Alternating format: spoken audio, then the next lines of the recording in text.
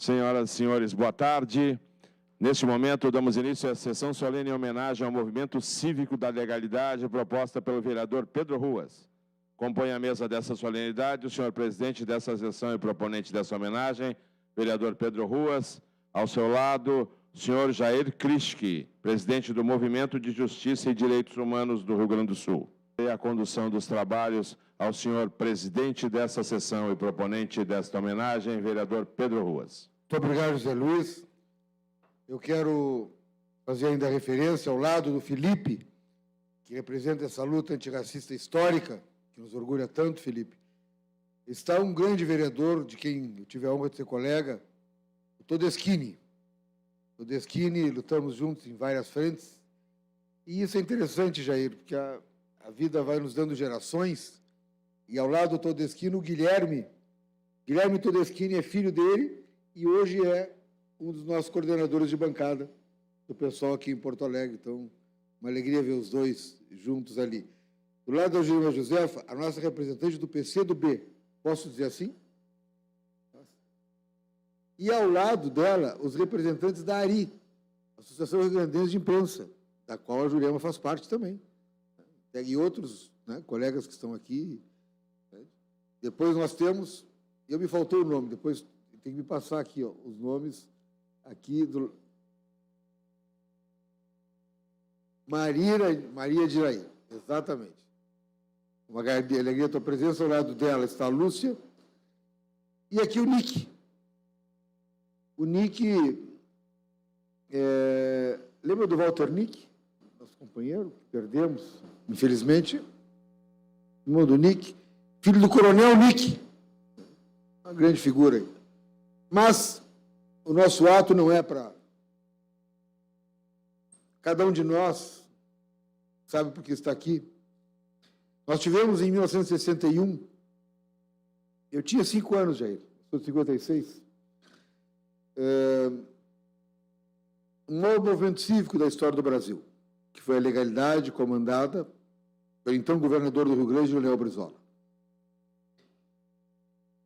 A única referência que eu quero fazer é isso, porque o tema será desenvolvido pelo Jair Krischke, é de que em todos os mandatos que eu ocupei, e entre os 6 da Câmara e 1 da Assembleia já são 7, mas mandatos também na OAB, foram 2 estaduais, Roque, e 1 federal, sempre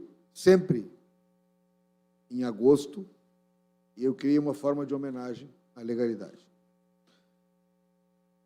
Tenho a tristeza de ver, o Ricardo me acompanha há tantos anos, sabe? Itamar também, a Esther nem se fala, o Edson, Jurema.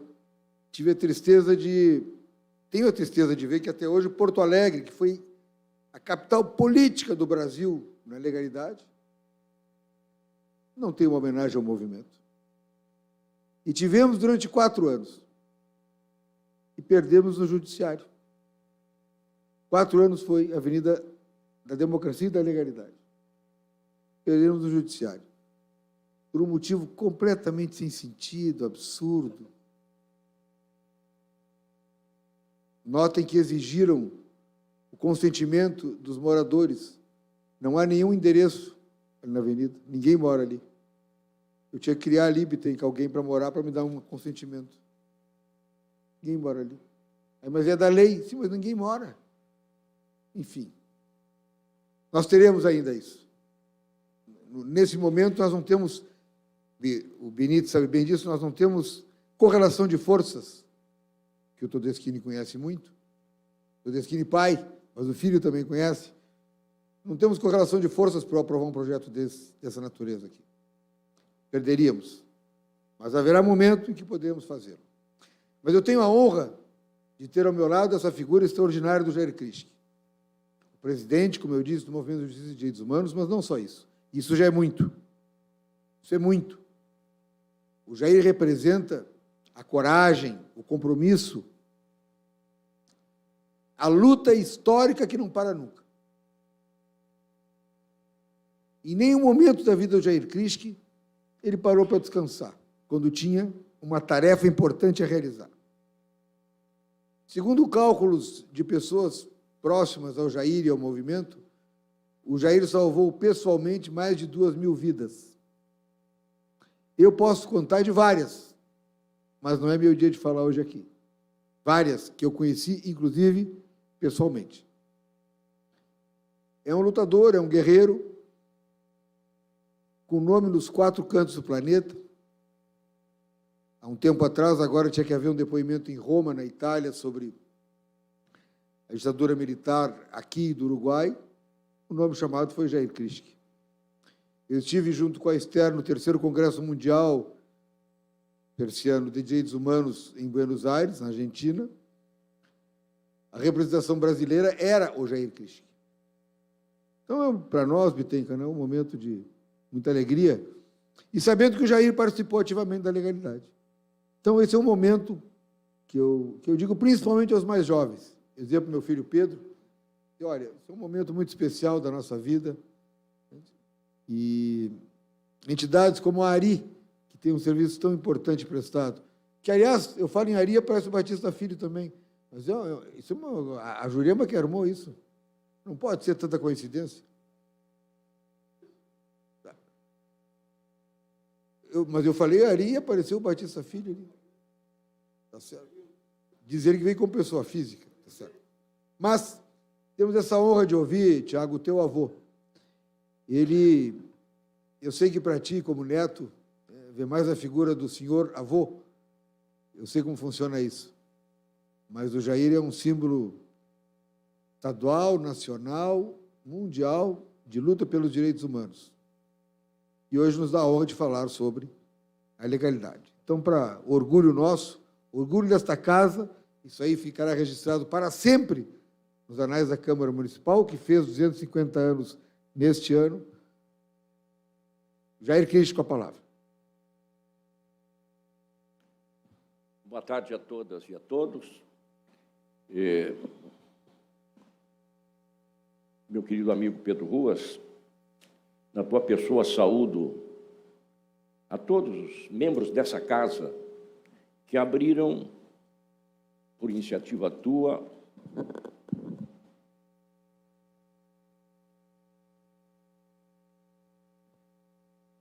para que eu pudesse hoje estar aqui com vocês. Quando o Pedro Ruas me convidou para estar aqui, eu fiquei entusiasmadíssimo, por uma razão singela. Se o Pedro Ruas tinha 5 anos, eu tinha 22. Então, este foi um momento político, para mim, para a minha formação política, extraordinário, marcante.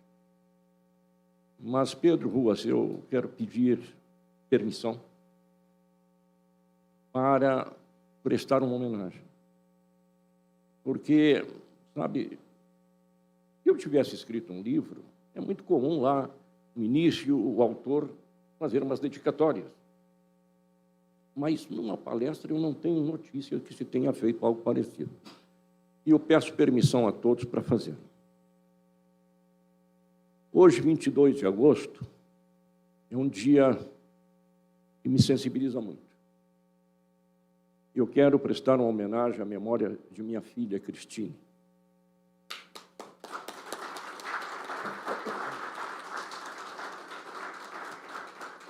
Se viva fosse, estaria hoje completando 63 anos. E a vida arrebatou muito jovem. Tiagão é filho da Cris. Obrigado por estar aqui, Steve. Além de filha muito querida, muito amada, foi uma parceira, Pedro. Nos ajudou muito a salvar vidas na fronteira com a Argentina. Ela vivia em São Borja, portanto, muito nos ajudou. Mas agora vamos, então, falar da legalidade. Muito obrigado por terem me permitido eu fazer esta homenagem à memória da minha querida filha.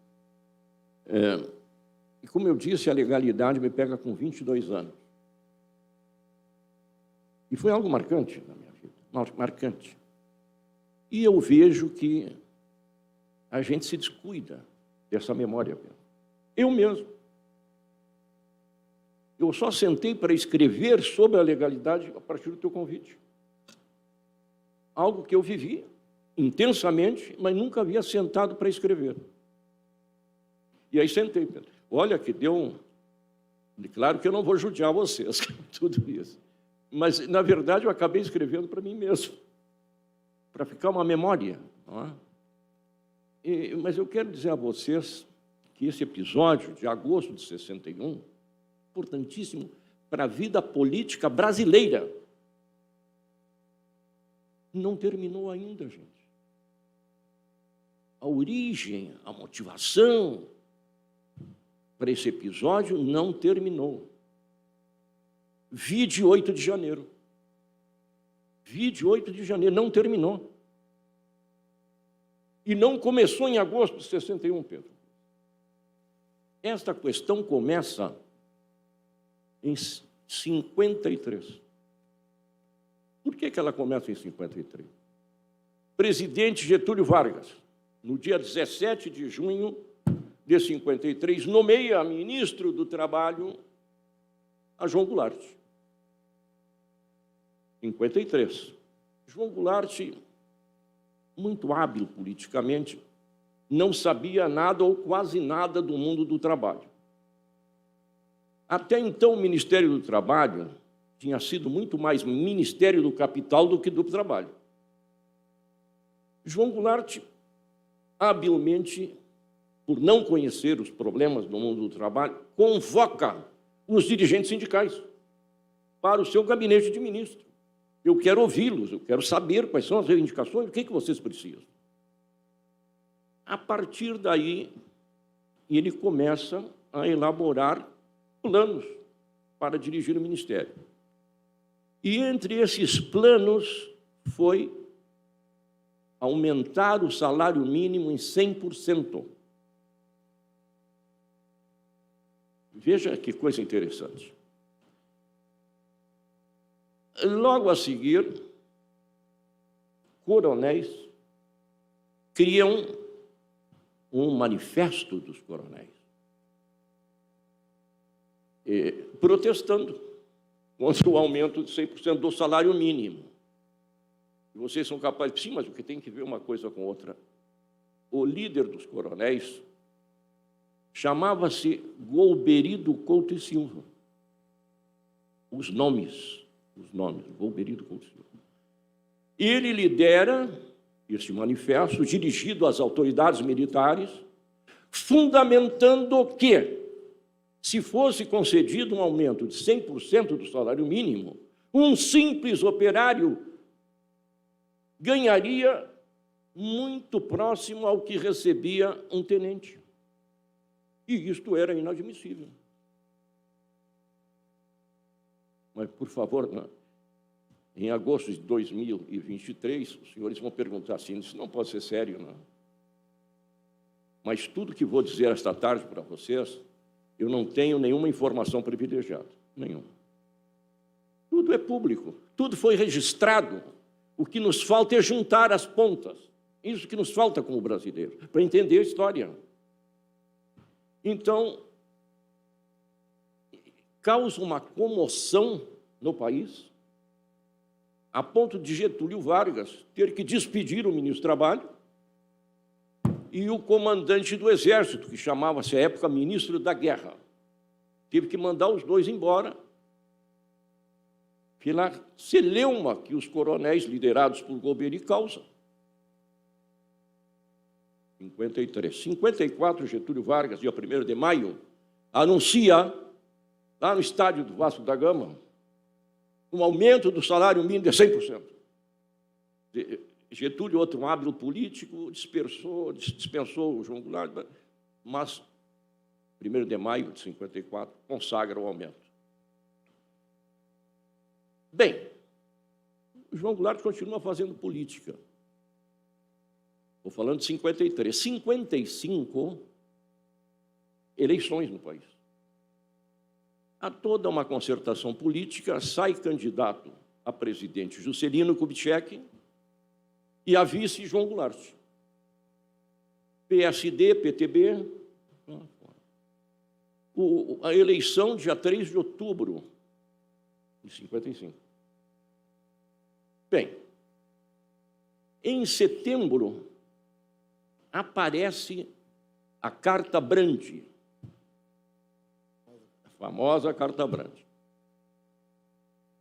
O que era a Carta Brandi? Publicada na Tribuna da Imprensa do Carlos Lacerda, na primeira página. Era uma carta do deputado Alfredo Brandi, peronista, tentando acertar com o Jango o envio de armas da Argentina para cá, toda uma movimentação sindicalista para criar a República Sindicalista. Então, João Goulart é acusado gravemente disso, desse fato. É interessante porque depois os próprios militares abriram o IPM, Pedro Ruas, e chegaram à conclusão que a carta era falsa. Era falsa. Estou falando de setembro. Eleições em outubro, 3 de outubro. Resultado das eleições. À época, se votava separadamente para presidente e para vice. Venceu a chapa Juscelino Jango. Só que João Goulart fez 503 mil e tantos votos, mais que o Juscelino. Veja que coisa impressionante. O candidato a vice fez mais votos que o candidato a presidente. Jango continua sendo muito perigoso para os militares. Em novembro, há um episódio, 11 de novembro, chamado Novembrada, onde uma articulação da UDN com militares queriam inviabilizar a posse dos eleitos, com uma alegação que ali tinha voto de comunistas. Se o voto é secreto, como é que vai saber onde é que estava o voto dos comunistas? Mas a alegação era essa. Tem votos comunistas aí, e o Partido Comunista está na ilegalidade, então não pode, vamos anular. O Marechal Henrique Dufles Teixeira Lott, nome comprido, um democrata, colocou os tanques na rua para garantir a posse. Tem que se cumprir a Constituição. Veja que, de novo, aí a Constituição periclitava, a sua vigência plena. Tomam posse, mas não foi muito pacífico. Não foi pacífico. Não foi pacífico porque o Juscelino, presidente, e o vice Jango tiveram 2 revoltas, da Força Aérea, especialmente. Quem tiver interesse, procure no Google. Jacareacanga. Na Amazônia, na época, um pequeno destacamento de base militar. E ali durou alguns dias, foi fevereiro, alguns dias. Tem um filme. Tem um filme, não? Então, tivemos... E depois, em 59, tivemos Aragasta. De novo os militares. A preocupação deles era de que havia um perigo muito grande dos comunistas, de novo, tomarem o poder. Bem, eleições, de novo. Temos 60, uma candidatura de Jânio Quadros para a presidência, e a chapa que enfrentava era o Marechal Lott e vice João Goulart. É interessante a campanha eleitoral, essa foi uma campanha eleitoral muito rica. O Jânio Quadros, uma figura assim, meio, um pouco estranha no mundo político, chega fazendo a campanha da vassourinha contra a corrupção. Varre, vassourinha. E a campanha do Marechal Lott era a espada, o símbolo era a espada, era militar. Mandaram fazer aqui em Caxias do Sul uma espada muito bonita para presentear o candidato. Resultado da eleição. Elege-se presidente Jânio Quadros e o vice-presidente da chapa de oposição, João Goulart. Tomam posse, e, segundo alguns maldosos, Jânio Quadros bolou uma visita oficial de João Goulart à União Soviética e à China. República Popular da China. Dizem que a criação foi do Jânio, para alijar o perigoso João Goulart. Mas aconteceu. João Goulart era o chefe de uma missão econômica que vai à Rússia, à União das Repúblicas Socialistas Soviéticas, e vai à República Popular da China.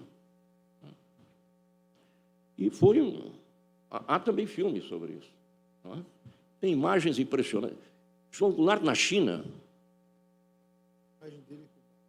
com Mao Tse-tung, fumando um cigarrinho. E o Mao era um grande fumante.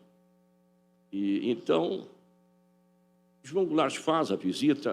As imagens que tem desse momento são fantásticas, como ele foi recepcionado, muito querendo aproximar. Olha, 61, gente. Querendo aproximar o Brasil da China, fazer negócios com a China. Hoje todo mundo quer fazer negócio com a China. O Jango, em 61, já estava liderando. Ele já está regressando, está em Singapura, regressando ao Brasil. Estando no hotel, o seu assessor de imprensa avisa, olha, tem um repórter da Associated Press que quer falar com o senhor, porque o Jânio Quadros renunciou. Estou falando, gente, 61. Não tinha celular, não tinha internet, não tinha nada disso. Era um artesanato só. Então, o pessoal da Associated Press, a imprensa, a imprensa, faz esse contato, queremos falar com o Jango, tal, para. Aí é que João Goulart toma conhecimento que havia renúncia, dessa forma. Nesse hotel, os membros dessa comitiva, havia um senador que propõe um brinde, ergue uma taça de champanhe ao novo presidente João Goulart. Jango diz, calma, ele sabia dos perigos, calma, calma, calma. E começa a voltar. A volta de Jango é uma peripécia, porque ele de Singapura vai a Paris. Aí, com melhores condições, consegue falar com o Leonel Brizola. Aí que ele começa a falar. Onde o Leonel Brizola informa, olha, vamos resistir. E, depois de Paris, ele vai a Nova York e faz um regresso pela Rota do Pacífico. E passa por Panamá, Lima, e vem vindo Buenos Aires, Montevidéu. Para ali. Mas, nesse meio tempo, Leonel Brizola, que é a figura central da legalidade.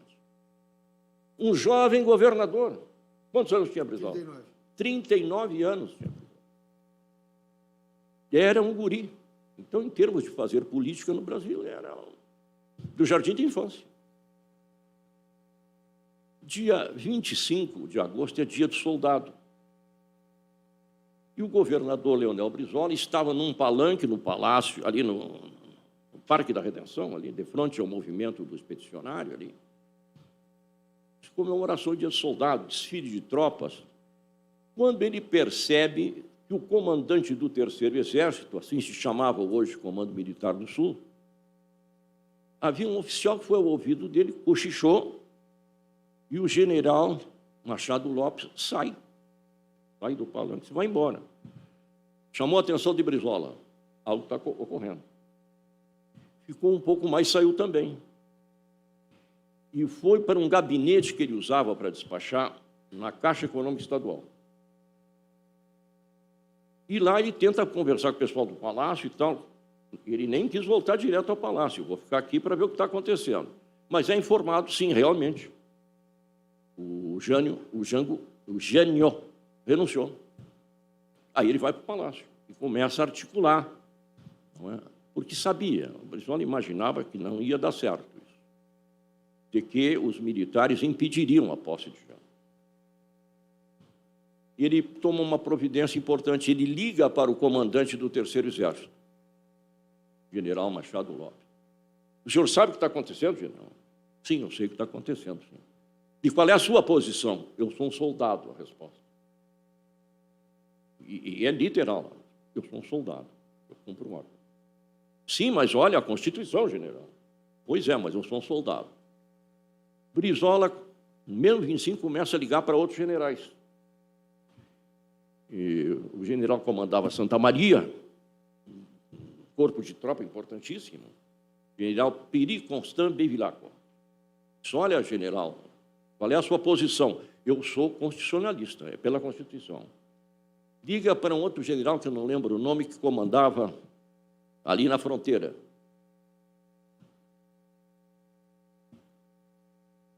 Bom, realmente. Oromar, nome estranho. E liga para ele e também a mesma coisa, apoia. E teve a infeliz ideia, o governador Brizola, de ligar para um general aqui de Taquari, chamado Costa e Silva, que à época comandava o 4º Exército em Recife. E foi tratado deselegantemente. Terminando a conversa, o general Costa e Silva disse, e não telefone mais para mim. E Brizola respondeu, você é um golpista, um filho de uma boa senhora. E encerrou-se o papo. Brizola, até morrer, dizia que esta era o grande problema dele com Costa Silva. Bem, o Brizola segue articulando uma resistência, e as coisas vão acontecendo. De repente, ele se dá conta que a imprensa já estava sendo censurada e que não havia mais conexão do Rio Grande do Sul com o centro do país. Começava a ficar isolado. Então, surge a ideia, ele reúne seus principais assessores, a ideia de criar uma rede de rádio. E antes, conversava com um companheiro dizendo assim, foi a primeira rede social. Foi a primeira rede social, por rádio, mas foi a primeira rede social. Então, ele se dá conta disso e requisita os transmissores da Rádio Guaíba. A Escritora dos Cristais é outra. É outra. Porque o pessoal contrário à ideia manda tirar os cristais da farroupilha. Sem o cristal, o transmissor não funciona. Eu acho que hoje não é mais isso. Hoje é tudo de uma outra tecnologia, mas antigamente precisava o cristal para transmitir. Então, ele requisita e manda a brigada proteger os transmissores. E com uma guarnição da brigada, e traz o estúdio para o porão do palácio. E ali se cria a rede da legalidade. Impressionante, gente. Ao tempo, as rádios que iam mais além nessas transmissões terminavam à meia-noite. Outras às 10, no interior às 10 da noite terminava a transmissão. A Rádio da Legalidade transmitia 24 horas por dia. Com versões em espanhol, inglês, alemão, russo também. Me surpreende com essa informação. Não sabia, mas olha, russo também começa a transmitir 24 horas por dia. E trazendo todas as informações, tentando motivar a legalidade, motivar a resistência. E isto foi se espalhando. Foi se espalhando. Santa Catarina, Paraná, Mato Grosso do Sul. Isso foi crescendo, foi expandindo. Rádios entrando em cadeia. Por isso que eu digo que foi uma rede social, né? Vão entrando em cadeia e vão transmitindo. E aí chega um momento em que João Goulart desce em Buenos Aires, vai para Montevidéu e fica esperando os acontecimentos. Muita sabedoria. Estando lá, Brizola consegue falar melhor com o Jango e informa que a resistência realmente tinha se expandido pelo país. E que a correlação de forças já não era mais aquela do primeiro momento, em que os generais tentavam impor. Bem, Brizola dizia a Jango: não negocia nada. Não negocia nada. Vem para Porto Alegre e aqui vamos acertar o que tiver para negociar. Eu quero que tu veja, pessoalmente, de que a correlação de forças mudou. Porque ele já tinha notícias de que um emissário iria falar com Jango em Montevidéu. Eu peço que vocês prestem atenção ao nome do emissário. Tancredo Neves. Tancredo Neves. Sabe que quando a gente pesquisa, o Tancredo é louvado, assim, em prosa e verso. Mas é o Tancredo que vai lá negociar com o Jango. Brizola já tinha alertado: não negocia nada, vem para Porto Alegre, aqui a gente acerta. Essa ida do Tancredo, estava previsto um pouso em Porto Alegre, para Tancredo conversar com o Brizola. Não parou. Foi direto para Montevidéu e propôs ao Jango: olha, você vai poder assumir como presidente, mas vai se mudar o regime de presidencialista para parlamentarista. E parlamentarismo, aquilo assim, reina, mas não governa. Antigamente a gente dizia rainha da Inglaterra, agora é o rei, né? Então, reina, mas não governa. Vamos mudar. E Brizola não queria que o Jango aceitasse. Precisa ver. Olha aqui, não vai precisar aceitar parlamentarismo, nós vamos colocar na presidência, direto, sem nenhum problema. Jango negociou. Brizola tinha mandado a Jadil de Lemos para fazer uma negociação lá. Olha aqui, ó, Jango, atenção, olha, já dá uma panorâmica do que acontecia no Rio Grande do Sul e no Brasil. Então, há este acerto, esta combinação, que exigiria uma mudança na Constituição, inclusive. E, de novo, Tancredo Neves vai voltar para Brasília. E é muito interessante porque, nessa viagem, ele usava o avião presidencial. Usava o avião da presidência da República. Isso é muito interessante. E o Jadil de Lemos pegou uma carona. Quer dizer, aí baixa em Porto Alegre, me deixa em Porto Alegre e segue para Brasília. O avião não parou em Porto Alegre. Porque Tancredo Neves tinha muito medo do Brizola mandar prendê-lo. Pois é, se tem essa informação, ia mandar prendê-lo. Mas ele, que era um mineiro muito esperto, disse: olha, não vai dar para descer em Porto Alegre, porque tem caminhões de bombeiro na pista, e levaram a Jadil de Lemos para São Paulo. E segue o Tancredo para Brasília. Os militares, os 3 ministros militares, que eram os ministros militares de Jânio, que com a renúncia e o vice-presidente estando no exterior, assumiu o presidente da Câmara, Ranieri Mazzini, que imediatamente assumiu provisoriamente, mas ele já tentou, claro, de formar um novo ministério. Os ministros militares não toparam. Permaneceram os mesmos golpistas, que depois ficaram muito conhecidos como os 3 patetas, mas que jogavam duro para impedir que mesmo esse acordo fosse cumprido. Duro. Ameaçando de prisão: se Jango baixar em território nacional, será preso. E não importa de presidencialismo, parlamentar, ele será preso. Com todas essas ameaças, Jango vem para Porto Alegre. Brizola foi ao aeroporto recebê-lo. Ele é levado ao Palácio Piratini.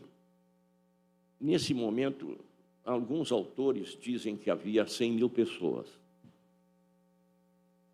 E eu sempre tive muita dificuldade de calcular isso, eu nem sei como é que se calcula. Eu estava lá e acho que não eram tantos. Mas Se fizesse um abatimento de 50%, daria 50 mil pessoas. Para Porto Alegre, de 1961, era uma multidão. E chuviscava, um tempo muito feio, chuviscava. E o povo estava lá. E Brizola, muito irritado com esta postura do Jango, diz a ele assim: agora vai ali na sacada do palácio e explica a esse povo a cagada que tu fizeste. Bem Brizola, né? Ela explica. Brizola foi com o Jango até a sacada, abanaram para o povo. O Jango não falou, não usou a palavra. Ou publicou uma nota oficial. Brizola disse a Jango: olha, daqui para frente, você assume a liderança. Se retirou para a ala residencial do palácio, jogou-se na cama com roupa e tudo e dormiu por dias que não dormia. A continuidade, vocês sabem, no dia 5 de setembro, já é setembro, o Jango tem que ir para Brasília para assumir. Os militares ainda estavam absolutamente refratários a se cumprir a Constituição, mesmo com alteração. Aí surge a tal Operação Mosquito. Quando o avião transportando João Goulart se aproximasse da base aérea de Anápolis, do lado de Brasília, o avião seria abatido. Olha que coisa terrível. Olha que coisa terrível. Ainda resistia. Bem, Jango acaba no dia 7 de setembro assumindo, não é mesmo nessa situação. Quem foi o primeiro-ministro? Tancredo Neves. Que era quem mandava, então. Tancredo Neves. Bem, essa figura vai aparecer de novo. Jango, com a habilidade política que tinha, e ele, mais adiante, um ano depois, ele convoca um plebiscito e consegue ter os poderes presidenciais de volta. Não é? O povo, com 79, não sei quanto por cento dos votos, quase 80% dos votos, escolheu a volta ao presidencialismo. E Jango assume com todo o poder. Mas tudo isso aconteceu pela resistência do Brizola. Isso é uma consequência do Brizola. O Brizola, com esta força, com esta vontade de impedir um golpe, ele consegue derrotar os militares golpistas. É simples assim. Mas que não abandonaram ainda a ideia de golpe. De novo desocuparam a praça para, em 64, sim, aí vem o golpe. Muito articulado, gastaram esse tempo articulando, se preparando para o golpe de 64. E aí, vocês sabem a tragédia. João Goulart vinha de um governo excelente e formou o melhor ministério da história do Brasil. O melhor ministério da história do Brasil. Seus ministros, muitos dos ministros, quando foram para o exílio, foram professores em universidades famosas do mundo, inclusive norte-americanas. Bem, exílio, porque vocês sabem assim, e aí, investigando o exílio, você se dá conta de que o grande inimigo dos americanos chamava-se Leonel Brizola. Esse era o grande inimigo, não era Jango. Porque eles entendiam perfeitamente quem era o João Goulart. Uma extraordinária figura, indubitavelmente, um grande político. Mas não era um homem de esquerda. Não era um homem de esquerda. Era um homem identificado com as causas sociais. Era, inegavelmente. Mas não era um homem de esquerda. Era um dos grandes estancieiros, dos nossos grandes estancieiros. Então, nada que ver. Brizola era perigoso. Brizola fez algo inadmissível. Desapropriou empresas norte-americanas. Isto era intolerável. Ele desapropria nada menos do que a ITT, empresa envolvida em todos os golpes da nossa América. Todos, não há golpe que ele não tivesse envolvido. A empresa de telefonia, né? Essa que depois ficou CRT. Essa. E também, mais adiante, a empresa de energia elétrica, a Bondenshire. Né? Também desapropria. Então, quem era perigoso? Era Brizola. Nas reuniões com Kennedy, que Jango participou, esse era um tema que, seguidamente, botavam na mesa. Pô, mas Brizola desapropriou. Até queriam uma reparação, queriam uma indenização. Então, isso é muito interessante. Bem, vocês sabem, essa longa ditadura que nós tivemos, eu conto diferente o tempo, porque muitos acham, Pedro Ruas, que a ditadura terminou quando se elege o colégio eleitoral. Não concordo. Para mim, termina quando é promulgada a nova Constituição. Há no Brasil a maior movimentação de massas que esse país já viu, direta já. Nunca mais houve uma movimentação tão grande. A ditadura articula-se e derruba a proposta. Derruba a proposta. Emenda Dante de Oliveira. A diferença de votos foi pouca, foi muito pouca. Mas derrubou, não mesmo. E aí, a seguir, menos de um ano...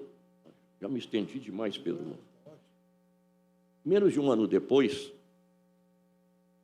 num colégio eleitoral, aonde a ditadura tinha ampla maioria,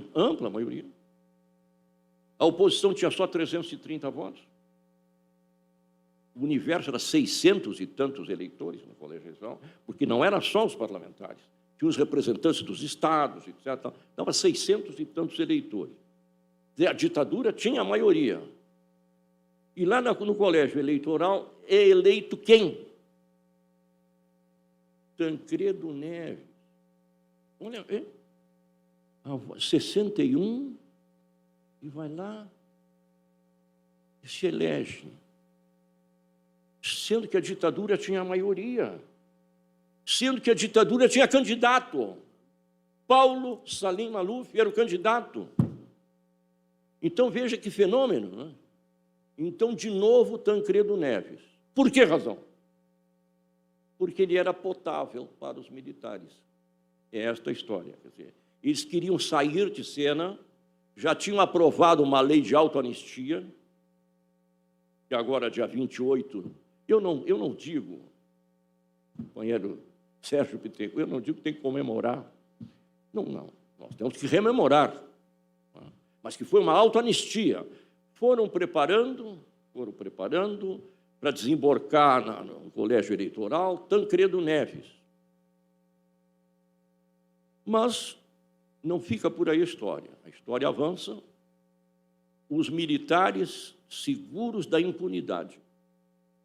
Seguros da impunidade. Era isso que eles queriam. Garantir a impunidade e ir para casa. E não é que eles tiveram sucesso? E não é que eles continuam com sucesso? Eu costumo dizer que os militares no Brasil apenas desocuparam a praça, mas por trás continuam com muito poder. E que poder é esse? Por exemplo, eleger Bolsonaro. Foi eleito pelos militares, eleger Bolsonaro. Essa tragédia que nos arruinou por 4 anos e outros 4 mais, ou 10 mais. Não deu certo a invenção deles. Mesmo assim, produziram o 8 de janeiro.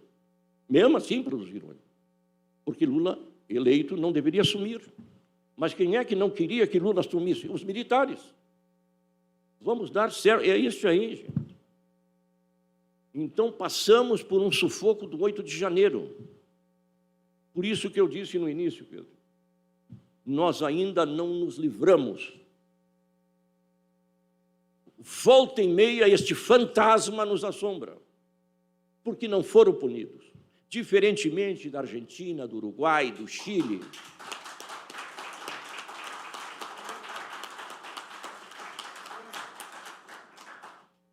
E porque não foram punidos, seguem tentando impor aquilo que eles bem entendem. Gente, eu costumo dizer de que no Brasil não houve transição. Houve uma transação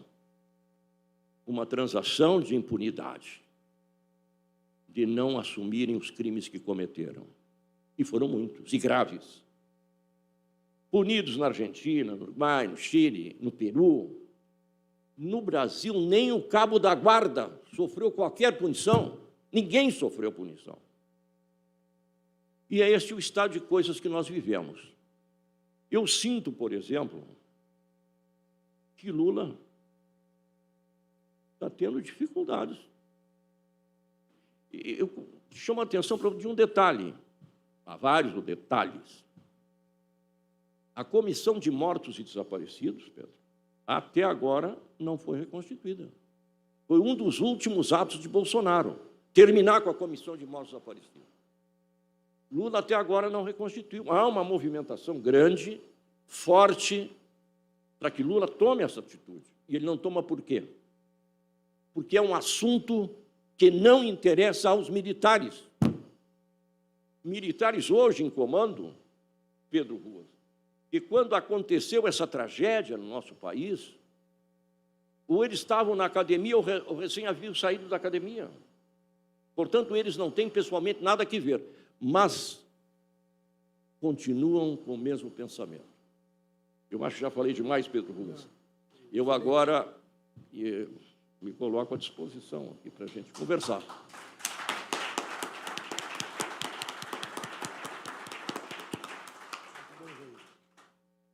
Obrigado. Eu quero... Sabe que, na verdade, na sessão solene, infelizmente, nós não temos essa figura, a figura da inscrição e do debate. Mas eu sei que todos nós teríamos, né, Benítez, questões aí importantes. Eu quero agradecer e salientar que vocês ouviram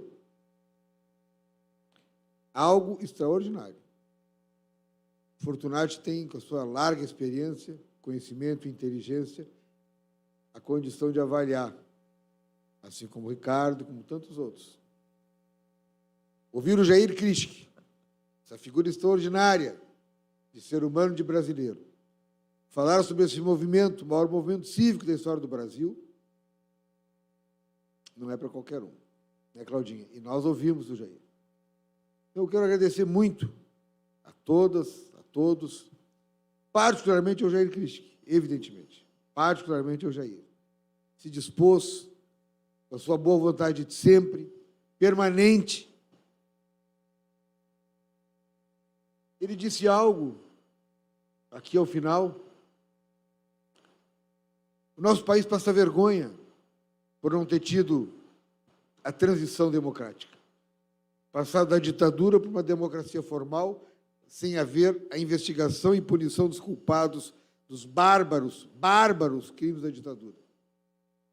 E é uma exceção até na América Latina. No mundo e na América Latina. Vocês sabem que em 1933 não havia uma cidade da Alemanha, Jair, que não tivesse uma rua que fosse ou Adolf Hitler ou em homenagem a algum parente dele. Hoje não há nenhuma rua na Alemanha com o nome de Hitler. Nenhuma. E nós continuamos aqui com várias ruas, escolas, Costa e Silva, Castelo Branco, Médici. A gente entra em Bagé, chega a dar um choque. Parece que entrou no mundo dos militares em Bagé, né, Mário Zeredo. Então, É duro saber que não houve a transição aqui. Para nós é uma vergonha. Motivo, o Brasil já foi condenado na Corte Internacional de Direitos Humanos, Todeschini, 2 vezes. Foi condenado por não fazer a justiça em relação ao Araguaia, aos mortos do Araguaia, e foi condenado pela morte do jornalista paulista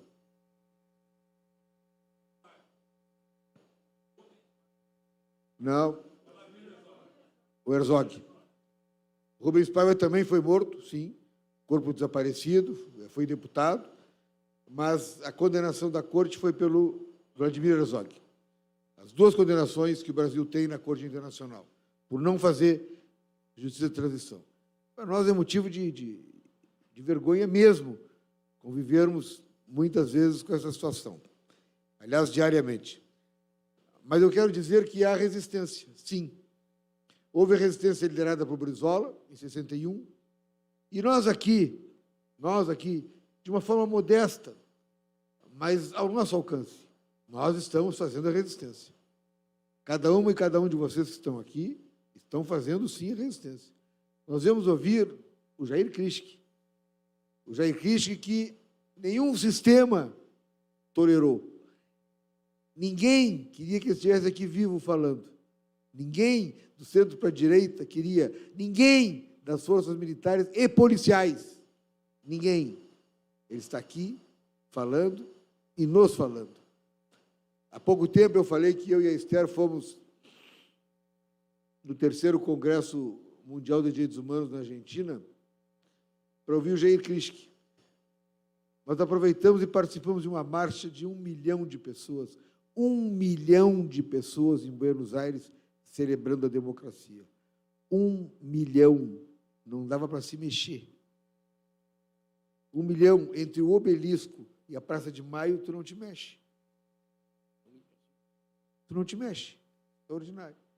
Então, eu queria fazer esse registro, mais uma vez agradecer a presença de todas e todos, particularmente do Jair Krischke, e dou oficialmente por encerrada a sessão. Muito obrigado.